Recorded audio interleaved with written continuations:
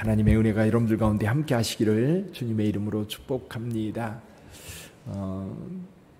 태풍의 영향이 함께 더해져서 오늘 비가 상당히 많이 올 거라고 합니다. 비 피해가 더 이상 없도록 여러분 함께 기도해 주시기를 바랍니다. 어떤 사람에게 아이가 하나 있었습니다. 어린아이가 유치원 다닐 때쯤 이제 물건이 뭔지 알고 자기가 좋아하는 게 뭔지를 아는 이 아이가 이제 부모님들과 가게를 왔다 갔다 하다가 이제 혼자 가게를 갈 기회가 있는 거예요. 그러면 거기에서 자기가 먹고 싶은 것을 가지고 와서 그냥 먹는 거예요. 근데 어느 날 그 주인이 가만히 보니까 아이가 물건을 가져가는 거예요. 그래서 아이한테 빼앗고 이거는 돈을 주고 사는 거다 가르쳤어요. 근데 그리고 그냥 갔습니다. 이게 얼마 지나지 않아서 또 그러는 거예요, 아이가. 그래서 안 되겠다 싶어서 주인이 이 아이 부모님을 만나가지고 아이가 돈을 안 내고 물건을 자꾸 가져간다. 이제 부모가 속상해서 아이에게 타을 일렀습니다. 여기 있는 거는 돈을 주고 사야 되는 거다. 근데 이 개념을 잘 모르는 아이는 가게 들를 때마다 자기가 먹고 싶은 거 주인한테 이렇게 들키면 빼앗으니까 이제 몰래 가져가는 거예요. 몰래.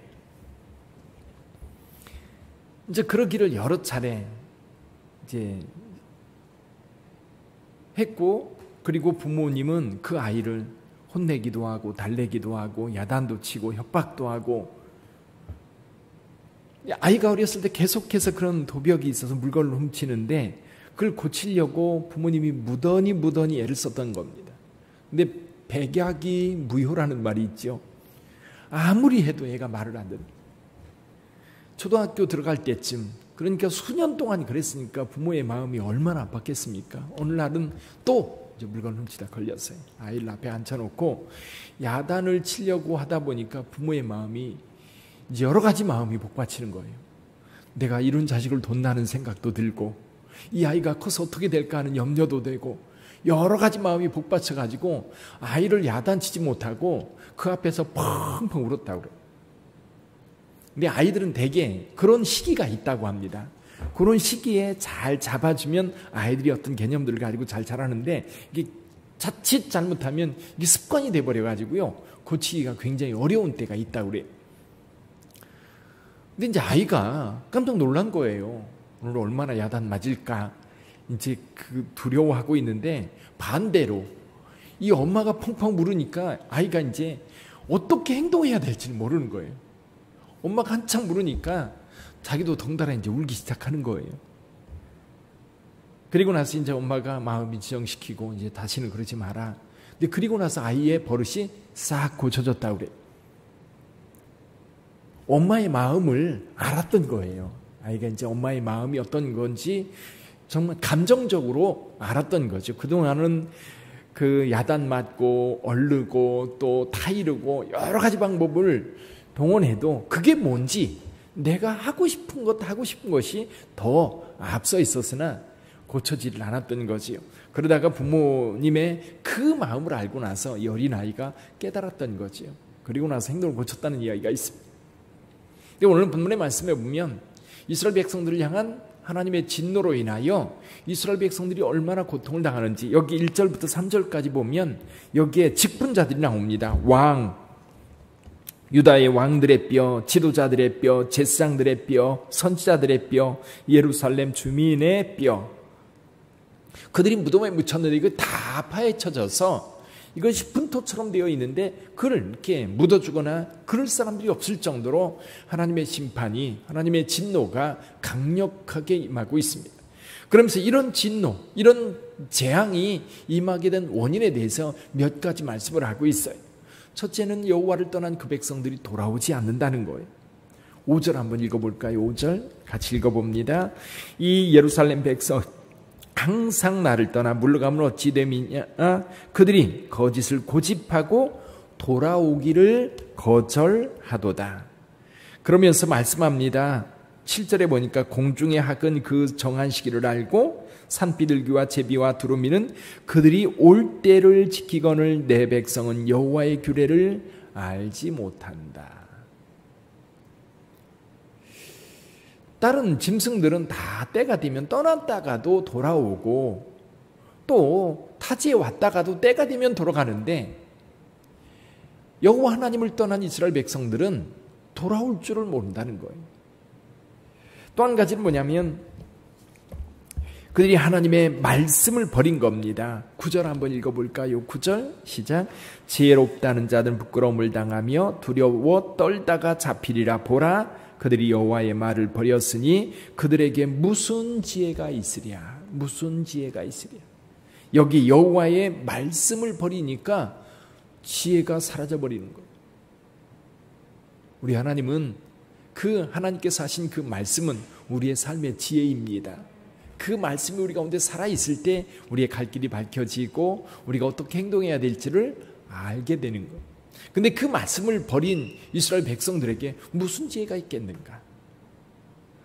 잘못된 길, 악한 길, 부정한 길, 그런 길로 갈 수밖에 없는 거지요. 또 한 가지 더 볼까요? 지도자들이 계속해서 악을 행하는 모습 12절에서 볼 수 있습니다. 같이 읽어봅니다. 그들이 가증한 일을 행할 때에 부끄러워하였느냐? 아니라 조금도 부끄러워하지 않을 뿐 아니라 얼굴도 붉어지지 아니하였느니라. 그러므로 그들이 엎드러질 자와 함께 엎드러질 것이라. 내가 그들을 벌할 때에 그들이 거꾸러지리라. 여호와의 말씀이니라. 자, 이렇게 유다 백성들은 하나님을 떠난 악을 행함으로 인하여 재앙이 임하였고 하나님의 진노와 하나님의 심판으로 인하여 울부짖음이 먼 나라에서부터 들리는 거예요. 18절을 한번 읽어볼까? 18절 시작. 슬프다. 나의 근심이 어떻게 위로를 받을 수 있을까? 내 마음이 병들었도다. 자, 오늘 여기 18절부터 22절까지의 말씀을 이제 여러 가지로 해석을 합니다. 제일 첫 번째로는 에레미야의 마음이 아닐까. 에레미야의 마음이 아닐까. 근데 가만히 읽어보면요, 에레미야의 마음 같지가 않아요. 선지자의 마음도 물론 이 슬픈 마음, 고통스러운 마음 있지만 또 다른, 그래서 어떤 학자는 예루살렘이라고 보기도 해요. 예루살렘이 그 백성, 예루살렘 땅에 사는 백성들을 향한 슬픔, 아픔, 고통. 근데 저는 그거보다는 우리 하나님의 마음 같아요. 하나님의 마음.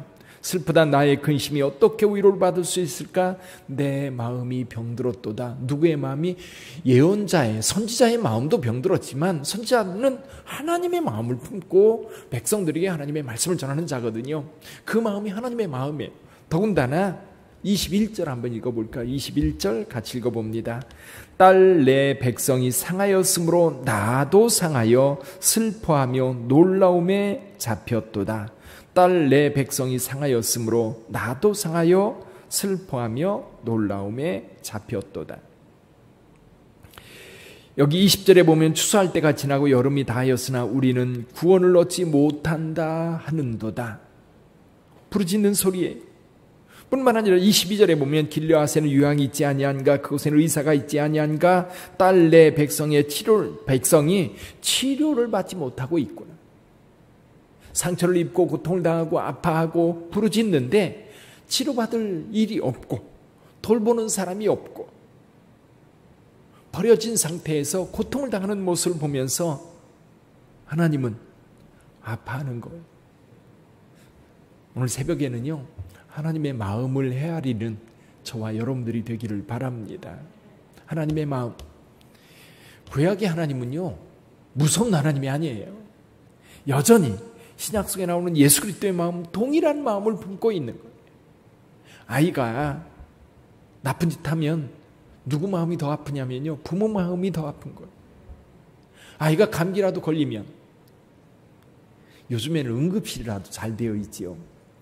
그 아기 낳고 아기 어렸을 때 열 나면 갈 데가 없잖아요. 그래서 어려서 열 나가지고 뇌수막염에 걸리거나 또는 다른 열 때문에 뭐 문제가 되는 경우가 얼마나 많았습니까? 요즘에는 주변에 뭐 10분 내로 갈 수 있는 이 응급실이 많이 준비되어 있으니까 부모님들이 자다가 아이가 심상치 않다 그러면 들쳐업고 아니면 119 불러가지고 병원에 달려가지 않습니까? 그럴 때예요, 아이가 닌기를, 그 몇 달도 안 된 아이가 닌기를 꺾고 있는 모습을 보면 아이가 아픈 것보다도 누구 마음이 더 아파요? 엄마 마음이 더 아픈 거예요. 아빠 마음이 더 아픈 거예요. 마찬가지예요. 이스라엘 백성들은 하나님의 백성입니다. 근데 그 백성들이 말 안 듣고 그 백성들이 악을 행하고 그 백성들이 하나님을 떠나 고통을 당하는 모습을 볼 때에 누구 마음이 더 아프냐면 우리 하나님의 마음이 더 아픈 거예요. 그래서 그 마음을 우리에게 보여준 사건들이 있어요. 그게 예수 사건입니다. 예수님께서 그 마음, 하나님의 마음, 하나님의 아들이신 예수께서 그 마음 우리에게 보여주셨죠. 마가복음에 보면요, 나병 환자가 와서 예수님께 자기를 불쌍히 여겨달라고 요청하는 모습이 나와요. 그때 예수님께서 이렇게 행동하십니다. 불쌍히 여기사 손을 내밀어 그에게 대시며 이르시되 내가 원하노니 깨끗함을 받으라. 나병 환자가 와서 고쳐달라고 할 때 손을 내밀어 그에게 대시며, 그때 당시에 나병 환자들에게 손을 대는 사람은 아무도 없습니다. 전염될 거라고 생각을 했고, 그리고 두려웠고, 그리고 그에게 손을 대는 자는 부정해요. 부정해져서 그 사람도 부정해서 하나님 앞에 나갈 수 없게 되는 겁니다. 근데 예수님은 불쌍히 여기사 그에게 손을 대시며, 아마 손을 대는 그 순간 나병 환자는요, 그 은혜에 감격해서 나았을 것 같아요. 아무도 자기를 본래 보듯 하며 가까이 오면 돌 던지면서 피하는데 오직 예수님만 그에게 다가와서 손을 대십니다. 손을 대시며 고쳐주는 거예요. 또 많은 사람들이 굶주린 채로 예수님을 따라오는 그 모습을 보면서 불쌍히 여기사 오병이어의 기적을 통해서 그들의 배를 채워주셨던 예수 그리스도. 예수님께서 피할 수도 있었는데 겟세마네 동산 기도 때 하나님 앞에 그렇게 기도합니다. 아버지여, 이 잔을 내게서 지나가게 하옵소서. 그러나 나의 원대로 마옵시고 아버지의 원대로 되기를 원하나이다. 그러면서 예수님은 피할 길이 있었어요. 겟세마네 동산에서 도망갈 수 있었어요. 또 가야바의 법정에서 나는 아니라고 변명할 수 있었어요. 빌라도 앞에서 나는 죄가 없다고 주장할 수 있었어요. 그러나 그러지 않고 그 길을 갑니다. 왜 십자가의 길을 가셨어요? 죄로 인하여 죽을 수밖에 없는 저희들. 우리를 불쌍히 여겨서 주님은 그 십자가의 길, 그 십자가를 통해서 우리의 죄를 용서해 주시고 우리가 하나님의 백성으로서 영원히 살기를 원하는 그 하나님의 사랑 때문에 주님은 그 길을 갔던 거예요.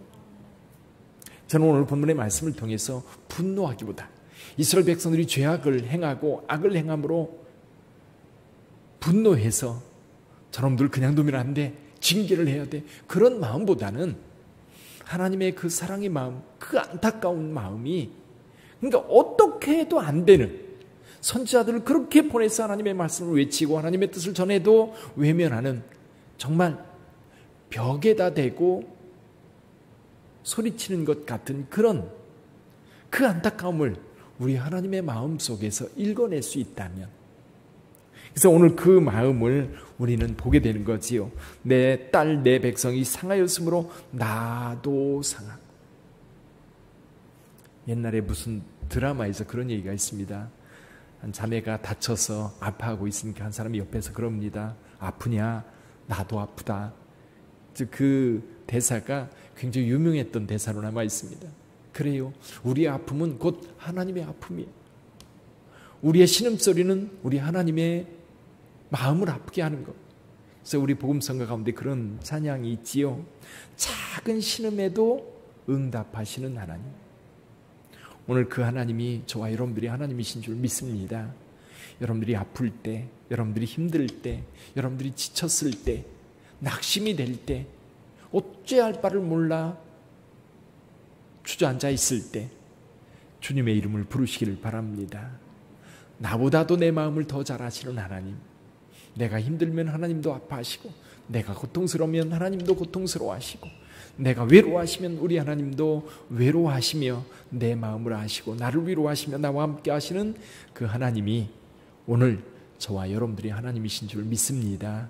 오늘 하루를 살아갈 때도 그 하나님의 손 잡고, 그 하나님의 손을 잡고 기쁨과 감사함으로 오늘 하루를 승리하시기를 주님의 이름으로 축원합니다. 기도하겠습니다.